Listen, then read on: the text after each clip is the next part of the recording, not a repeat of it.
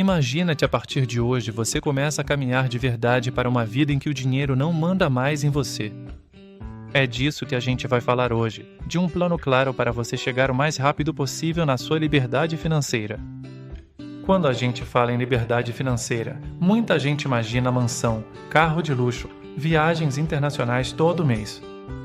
Só que na prática, liberdade financeira é muito mais sobre tranquilidade do que sobre ostentação. É sobre você ter um padrão de vida que combina com quem você é, pago por uma renda que não depende só do seu suor diário.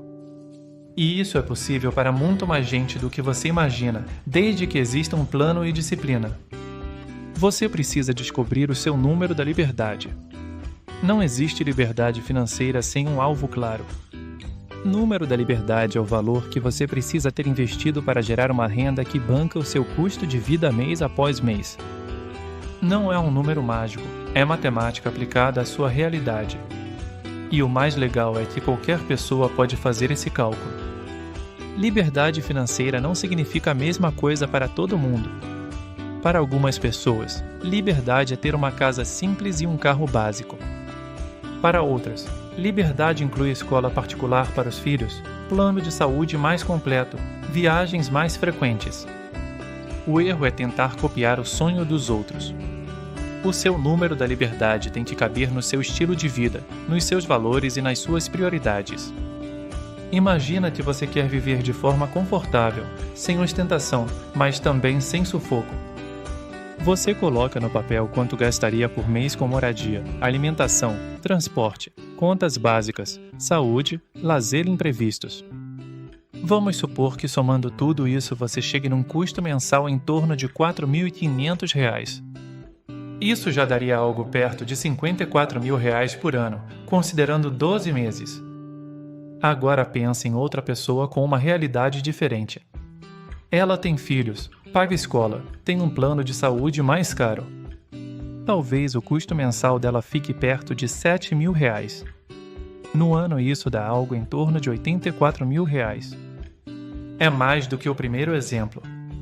Mas ainda estamos falando de um padrão de vida possível, sem mansão, sem jato particular, apenas conforto e segurança.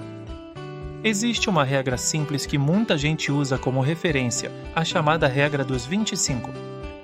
Ela parte da ideia de que se você tiver um valor investido que permita retirar aproximadamente 4% ao ano, você consegue viver de renda. Então, para estimar o seu número da liberdade, você pega o seu custo anual e multiplica por 25. Vamos aplicar isso no exemplo mais simples. Se o seu custo anual for em torno de R$ 54.000, multiplicando por 25, você chega perto de 1,35 milhão de reais investidos para sustentar esse padrão de vida. Parece muito, sim. Assusta sim. Mas esse número não é para amanhã, é uma direção para você ir se aproximando ao longo dos anos. Agora, pensando naquele segundo caso, com custo anual perto de R$ 84.000, multiplicando por 25, você teria algo próximo de 2,1 milhão de reais como o número da liberdade. De novo, não é para desanimar. Esse valor não é um muro, é um farol. E ele pode mudar com o tempo. Foi importante a você entender que existe uma lógica por trás da liberdade financeira. Não é sorte de poucos. Agora imagina uma escolha diferente. Em vez de financiar um carro zero por muitos anos, você decide comprar um carro usado, mais simples. Talvez esse carro não chame atenção na rua, mas a diferença de custo ao longo de alguns anos é brutal. Dinheiro que iria para parcela e juros passa a ir para investimento e construção de patrimônio. É assim que muita gente comum começa a ganhar jogo. Outro ponto gigantesco é a moradia. Aluguel alto demais em bairro da moda, financiamento de imóvel além da capacidade real de pagamento. Quando você olha friamente, moradia costuma ser o maior gasto do orçamento e, ao mesmo tempo, é uma das áreas onde mais dá para otimizar. Não é sobre se apertar ou morar mal, é sobre não assumir uma conta que vai te sufocar por décadas. Existe uma ideia potente chamada hackear a casa. Ao invés de simplesmente alugar ou comprar um imóvel só pensando em conforto, você pode buscar um lugar que tenha potencial de renda. Pode ser uma edícula nos fundos, um quarto com banheiro que possa ser alugado. Você mora em uma parte e aluga outra. Em muitos casos, o valor desse aluguel parcial consegue cobrir uma parte importante da despesa de moradia. Mesmo quem mora de aluguel pode pensar estrategicamente. Às vezes compensa alugar um imóvel um pouco maior, com possibilidade de dividir com alguém. Transformar um gasto obrigatório em algo que gera pelo menos um pouco de dinheiro de volta. Saindo dos grandes custos, vamos falar de uma coisa que parece pequena, mas que somada no ano pesa muito. Marcas. A gente se acostumou a comprar algumas marcas simplesmente porque elas sempre estiveram na nossa frente, na prateleira, no anúncio de televisão, na propaganda bonita. Só que em muitos produtos, a marca mais famosa e a marca própria do mercado têm qualidade muito parecida. A diferença está no preço e essa diferença vai embora todo mês sem a gente notar. Quando você começa a trocar com consciência produtos de marca muito famosa por versões equivalentes mais baratas, não é raro ver uma economia de alguns reais em cada item. Soa pouco, mas imagina isso em arroz, feijão, leite, café, óleo, produtos de limpeza, higiene. No fim de um ano, essa economia pode virar centenas ou milhares de reais que poderiam estar indo para a sua reserva de emergência ou para os seus investimentos em vez de engordar o lucro de grandes empresas. Agora vamos falar de um personagem polêmico na vida do brasileiro: o cartão de crédito. Cartão não é vilão e nem mocinho. Ele é uma ferramenta. Nas mãos de quem não tem controle vira um desastre. Nas mãos de quem tem disciplina, vira um aliado para construir histórico de bom pagador e acessar condições melhores de crédito quando realmente for necessário. O problema é que muita gente usa cartão como se fosse dinheiro extra e não como meio de pagamento. Então, a regra de ouro é simples. Cartão não é extensão de salário. É um atalho para organizar seus pagamentos e acumular algum benefício, se fizer sentido, mas sempre com o valor da fatura cabendo no seu bolso, sem depender de parcelamento eterno. Se você ainda está na fase de descontrole, às vezes o melhor passo é reduzir limite, diminuir quantidade de cartões ou até passar um tempo sem usar, até pegar firme no orçamento para depois voltar a usar com maturidade. Tudo o que a gente falou até aqui mexe com o seu lado das despesas. Agora vamos olhar para o outro lado da balança, a renda. Depender de uma única fonte de renda hoje é muito arriscado. A gente vive num mundo em que empresas mudam, tecnologia muda, concursos atrasam, vagas somem do nada. É como sentar em um banco com uma perna só. Qualquer chacoalhada derruba. O que a gente quer é construir um banco com várias pernas para ter estabilidade. Pensa na sua semana. Uma semana tem 168 horas. Se você trabalha em um emprego de 44 horas semanais, dorme 8 horas por noite, leva algumas horas em transporte, cuida da casa, ainda assim sobram dezenas de horas livres. Parte disso é para descansar. Claro, ninguém é máquina, mas uma parte pode sim ser usada para construir uma renda extra, aprender uma habilidade, montar um projetinho paralelo que no futuro pode virar uma nova fonte de liberdade. Você não precisa começar algo grandioso. Pode ser um serviço simples, como fazer doces para vender, dar aula particular, prestar serviço de manutenção, trabalhar com edição de vídeos, social media, design, fazer freela na sua área, atender clientes como profissional liberal, vender produtos pela internet. O importante é entender que quanto mais valor você gera para o outro, mais você pode cobrar com o tempo. E se você transforma essa renda extra em investimento em vez de gasto, o efeito é poderoso. Eu sei que a primeira reação de muita gente é dizer, não tenho tempo.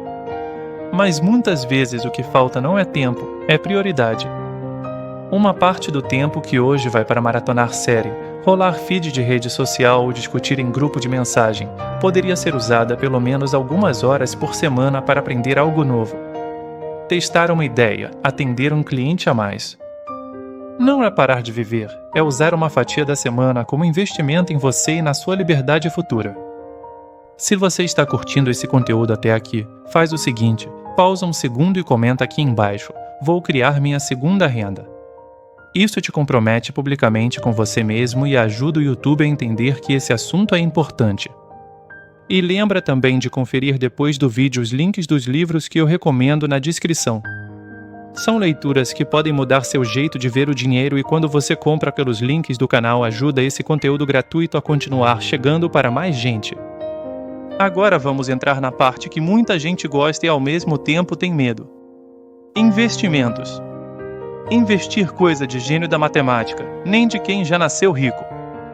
Investir é basicamente escolher onde o seu dinheiro vai ficar trabalhando enquanto você faz outras coisas. E existem vários tipos de investimentos com níveis diferentes de risco, retorno e complexidade. O grande erro é achar que precisa de muito dinheiro para começar ou esperar a situação melhorar para só então investir. Um dos primeiros degraus é a renda fixa mais simples, que rende um pouco acima da poupança e protege sua reserva de emergência. Títulos atrelados à taxa básica de juros ou ao índice de inflação podem ser usados como colchão de segurança. Aquele dinheiro que você não quer ver oscilando, mas que também não quer parado. A ideia é ter pelo menos alguns meses do seu custo de vida guardados em algo mais seguro, para não precisar recorrer a empréstimo caro quando pintar um imprevisto. Depois, você pode começar a olhar com calma para investimentos que geram renda, como fundos imobiliários que pagam aluguéis mensais para os cotistas ou ações de empresas que distribuem parte do lucro em forma de dividendos. Isso não significa escolher qualquer coisa, nem sair copiando carteira de influenciador. Significa estudar, entender o básico, diversificar entre algumas boas opções e ter paciência. A construção de renda passiva acontece devagar, mas ela acontece para quem é consistente. Tem também os ativos mais voláteis, como o próprio Bitcoin e outras criptomoedas. Eles podem ter um papel interessante em uma carteira bem pensada, como uma pequena parcela que busca proteção contra a desvalorização da moeda e possíveis valorizações no longo prazo. Mas é fundamental entender que esse tipo de ativo sobe e desce com força. Não é lugar para colocar o dinheiro do aluguel, nem a reserva de emergência. É, no máximo, um tempero na carteira e não o prato principal. Imóveis físicos continuam sendo para muita gente um caminho de construção de patrimônio. Comprar um imóvel para morar e outro para alugar, montar kitnets, transformar uma casa grande em vários pontos de renda. Tudo isso pode fazer sentido para quem tem perfil e capital para isso. A ideia é sempre a mesma: usar o imóvel não só como teto, mas como peça de um plano maior de liberdade. E de novo, não é uma regra única. Tem gente que vai preferir mais fundos imobiliários e menos tijolo. E está tudo bem. Quando você junta tudo isso, começa a montar um caminho. Reduzir grandes gastos desnecessários, organizar impostos e dívidas, criar renda extra, construir reserva, investir em ativos que geram renda e, aos poucos, se aproximar do seu número da liberdade. Não é rápido, não é fácil, não é glamuroso, mas é concreto. É muito mais saudável do que apostar em prêmio de loteria ou em promessa milagrosa de ficar rico em poucos meses. A grande armadilha é aumentar o padrão de vida toda vez que a renda cresce. Recebeu o aumento, troca de celular, fez hora extra, parcelou viagem, conseguiu uma promoção, financiou um carro maior. Quando você faz isso o tempo todo, a vida melhora na aparência, mas por dentro continua frágil. O segredo de quem constrói liberdade é, por um bom tempo, manter um padrão de vida abaixo daquilo que poderia bancar, justamente para transformar a diferença em investimento. Liberdade financeira não é só sobre dinheiro, ela é sobre tempo, escolha e paz de espírito. É poder dizer não para ambientes tóxicos. É não ter que aceitar tudo calado por medo de ser mandado embora. É ter margem para ajudar alguém da família sem se endividar. É conseguir planejar uma aposentadoria digna sem depender apenas da previdência. O dinheiro é o meio que te dá opções e não um fim em si mesmo. Se você chegou até aqui, provavelmente já entendeu que não existe milagre, mas existe caminho. E eu quero te convidar a dar passos concretos depois desse vídeo. Pega um papel, anota o seu custo de vida atual, mesmo que por cima. Tenta imaginar como seria um padrão de vida confortável para você. Sem exageros. Calcula de forma aproximada quanto isso daria por ano e multiplica por 25 para ter um primeiro rascunho do seu número da liberdade. Não precisa ser perfeito, só precisa existir. Depois faz uma segunda lista, uma com os grandes gastos que você pode otimizar nos próximos meses e outra com formas de gerar renda extra com as habilidades que você já tem. Não espere o cenário ideal. Não espere sobrar dinheiro. A liberdade financeira começa quando você decide que vai tratar esse tema com seriedade, mesmo ganhando pouco. Muita gente que hoje vive de renda começou ganhando muito menos do que você talvez ganha hoje, mas teve disciplina e visão de longo prazo. Se esse vídeo está te ajudando a clarear as ideias, aproveita e compartilha ele com alguém que você gosta e que está perdido com dinheiro, um amigo, um colega de trabalho, alguém da família. Às vezes, uma conversa como essa é o empurrão que a pessoa precisava para acordar para a vida financeira. E não esquece de deixar o like, se inscrever no canal e ativar o sininho, porque isso faz toda a diferença para esse conteúdo continuar existindo. Comenta aqui embaixo, eu escolho a liberdade financeira.